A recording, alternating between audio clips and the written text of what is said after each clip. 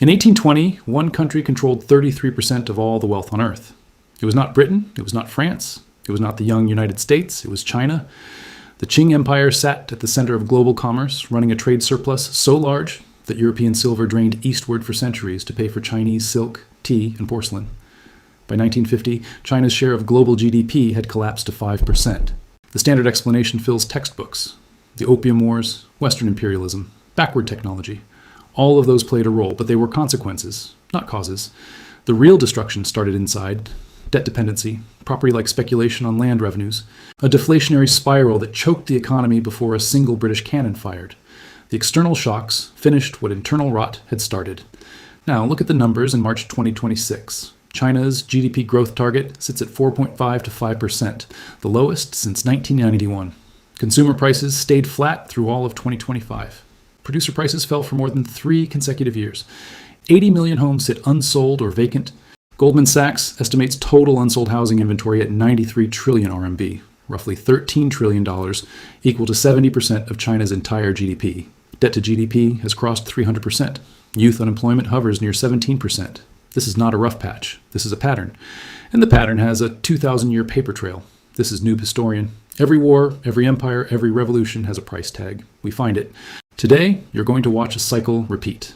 The same structural forces that built China into the wealthiest empire in human history, destroyed it, and then rebuilt it into an 18 trillion economy, are now pulling it back toward the same cliff edge. This story affects your supply chains, your retirement portfolio, your government's debt calculations, and the price you pay for goods on shelves right now.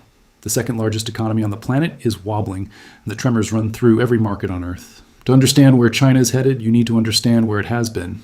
All of it. 2,000 years of it. China's economic dominance was never an accident. It was engineered through centralized infrastructure, agricultural output management, and trade control across successive dynasties that understood one principle: the Western world would not grasp for another 1,000 years. Whoever controls the flow of goods and money controls the empire. The Han Dynasty, from 206 BCE to 220 CE, built the earliest version of this system. Standardized weights, measures, and coinage unified a landmass larger than the Roman Empire. State monopolies on salt and iron created revenue bottlenecks that funneled wealth directly to the central government. The Silk Road was not a free market. It was a managed corridor, and the Han court sat at its choke point.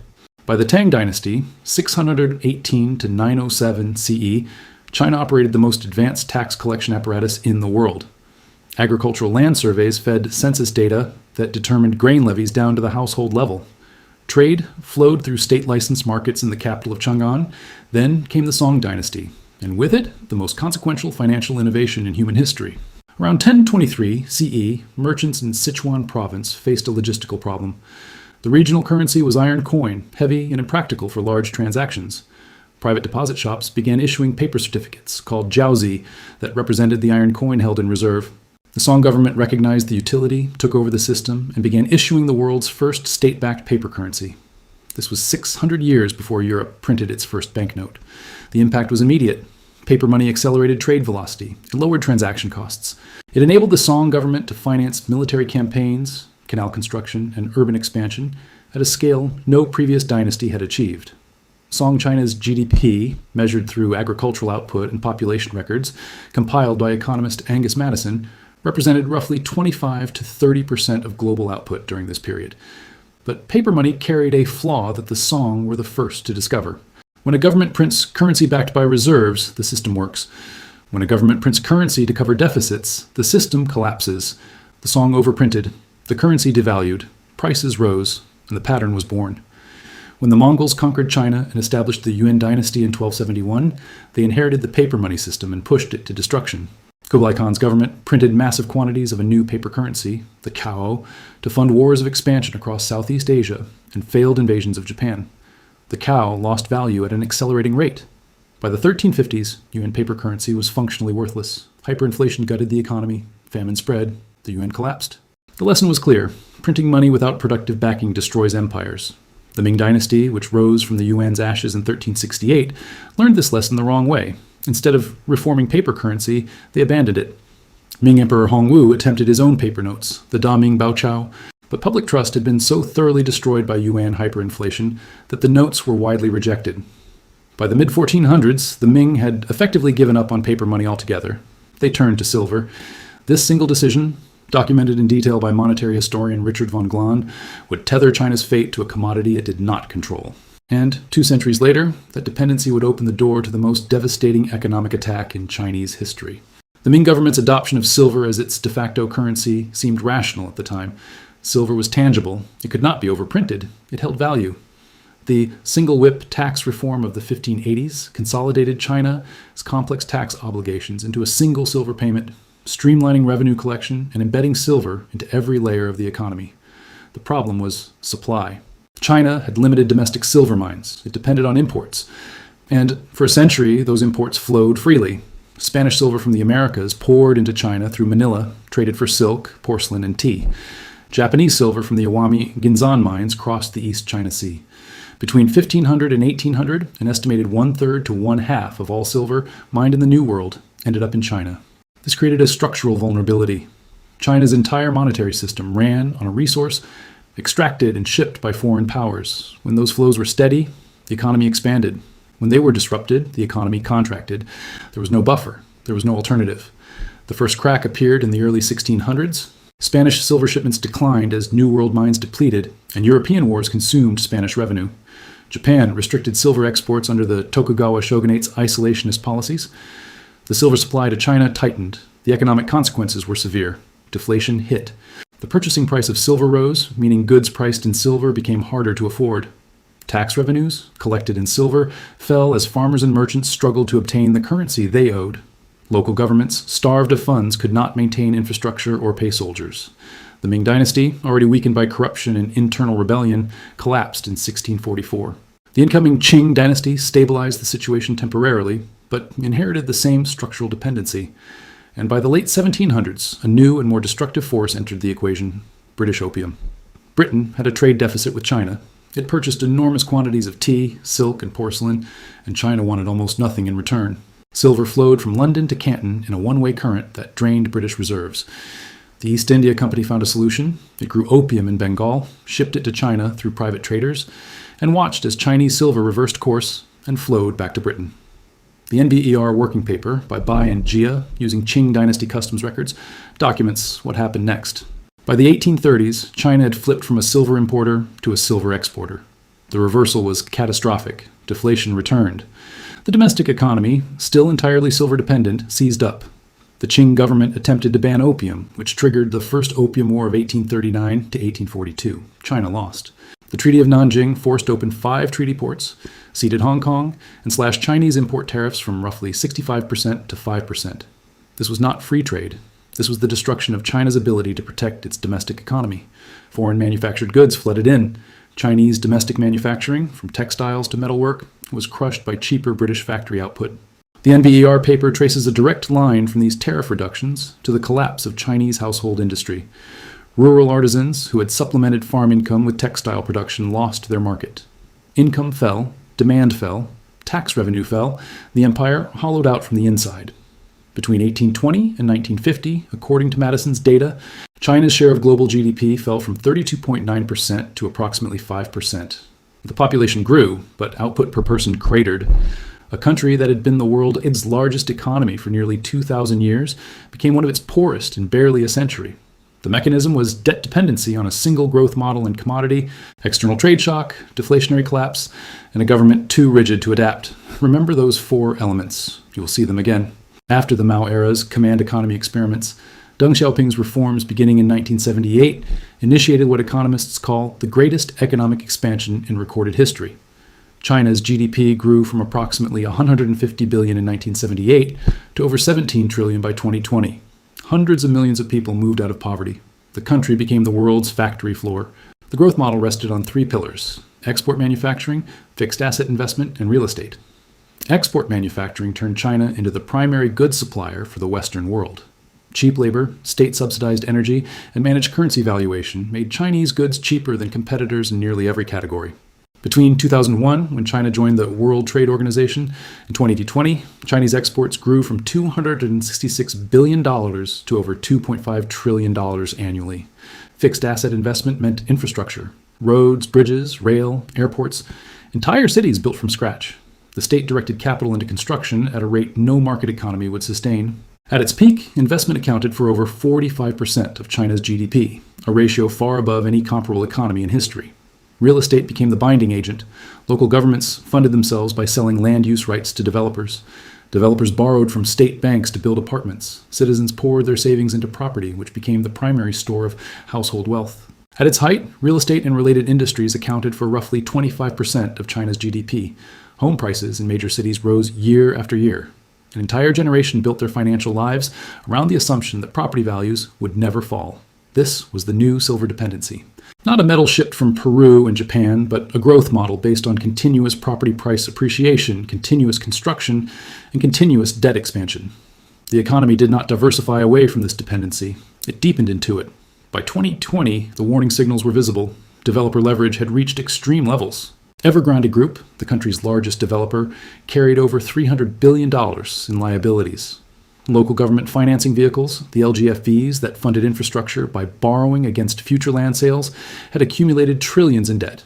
Total non-financial sector debt crossed 280% of GDP and kept climbing. The Chinese government's response in 2020 was the three red lines policy, new borrowing limits imposed on developers. The intent was to reduce leverage gradually. The effect was the opposite. Cutting off credit to over-leveraged developers triggered a cascade of defaults. Evergrande defaulted in 2021. Country Garden, the largest developer by sales, followed in 2023. More than 60 developers defaulted on offshore debt or entered restructuring. Home prices began falling in 2021 and have not stopped. According to Macquarie Group, roughly 85% of the price gains accumulated during the entire boom have now evaporated. The Atlantic Council, in a January 2026 report, states that China's property slump is in its fifth year with no end in sight and poses real risks to the banking system. The wealth destruction is staggering. For hundreds of millions of Chinese households, their home was their savings, their retirement plan, their children's future. That value is disappearing. In February 2025, Forbes contributor George Calhoun published a two-part analysis overlaying China's current economic trajectory against Japan's post-1990 collapse. The correlations are documented across 6 indicators: stock market performance, housing prices, government debt trajectory, bond yields, deflation persistence, and youth unemployment. Japan in 1990 was the world's second largest economy, riding a real estate and stock market bubble inflated by cheap credit and speculative excess. When the bubble burst, the Nikkei 225 lost over 60% of its value. Japanese property prices fell for over a decade. The Bank of Japan cut interest rates to zero, and the economy still would not recover. GDP growth flatlined. Deflation persisted for nearly 15 years. The mechanism was specific. Japanese banks, loaded with bad real estate loans, refused to write them off. Instead, they rolled over the debt, keeping zombie companies alive. This locked capital into unproductive firms and starved healthy businesses of credit. The Dallas Federal Reserve's research on China draws this explicit comparison. In 2024, roughly 40% of bank loans to the Chinese real estate sector went to companies whose operating earnings could not cover their interest obligations. That number was 6% in 2018. Across the broader economy, 16% of firms now qualify as zombies, up from 5% in 2018. The parallels go further. Japan's government debt surged as Tokyo spent trillions on fiscal stimulus packages that produced diminishing returns. China's total debt to GDP has surpassed 300%, with the central government now absorbing $1.4 trillion in local government debt refinancing. Japan's bond yields fell as deflation expectations became entrenched. China's government bond yields have dropped to record lows in the same pattern. Youth unemployment in Japan during its lost decade hovered around 9 to 10%. China's urban youth unemployment for 16 to 24-year-olds, excluding students, peaked at 18.9% in August 2025, before settling at 16.5% in December. Calhoun's Forbes analysis makes a specific argument. China's situation is worse than Japan's was. Japan in 1990 was a wealthy. The Eurasia Group's 2026 risk forecast, published in January, identifies China's deflation trap as a top 7 global risk. Their assessment states, China's deflationary spiral will deepen in 2026, and Beijing won't do anything to stop it. The reasoning centers on political timing. With the 21st Party Congress scheduled for 2027, Xi Jinping will prioritize political control and stability over the structural reforms, particularly consumption stimulus and social safety net expansion, that breaking the deflation cycle would require. Instead, Beijing will attempt to export its way out. Excess manufacturing capacity, driven by state investment in high-tech sectors like electric vehicles, solar panels, and batteries, will be dumped onto global markets at cut-rate prices. This strategy has a name in Chinese business culture: involution. Too many firms chase too little demand, slashing prices and margins to survive. Workers earn less, they spend less, demand weakens. Firms slash prices again. Over a quarter of listed Chinese companies are now unprofitable, the highest share in 25 years. Stand back and look at the full arc. The Song Dynasty created the world's first paper money, overprinted it, and triggered devaluation. The Yuan inherited the system, printed more, and collapsed into hyperinflation. The Ming abandoned paper and locked themselves into silver dependency. The Qing inherited that dependency and watched their economy drain through opium-funded silver outflows. When the trade shock came, the empire fell apart. Now trace the modern line. Deng Xiaoping's reforms created the world's most dynamic growth engine, fueled by export manufacturing and real estate investment.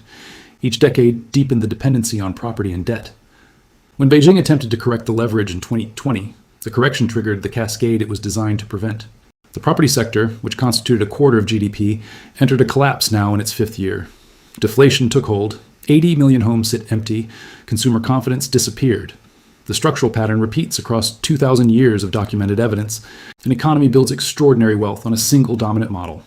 That model creates concentration, dependency, and fragility. An external or internal shock exposes the fragility.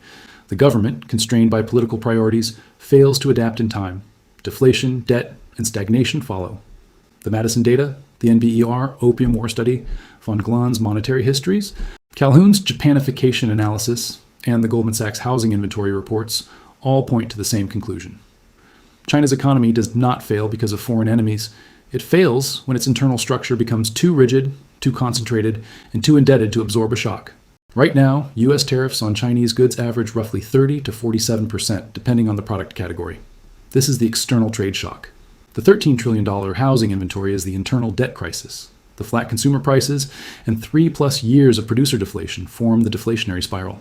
Beijing's decision to prioritize political control ahead of the 2027 Party Congress over structural reform is the institutional rigidity. Every element of the historical pattern is present.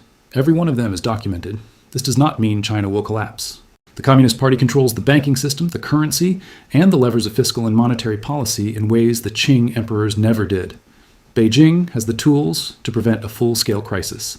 The Eurasia Group report itself notes that Beijing has the means to prevent a crisis, but preventing a crisis is not the same as restoring growth.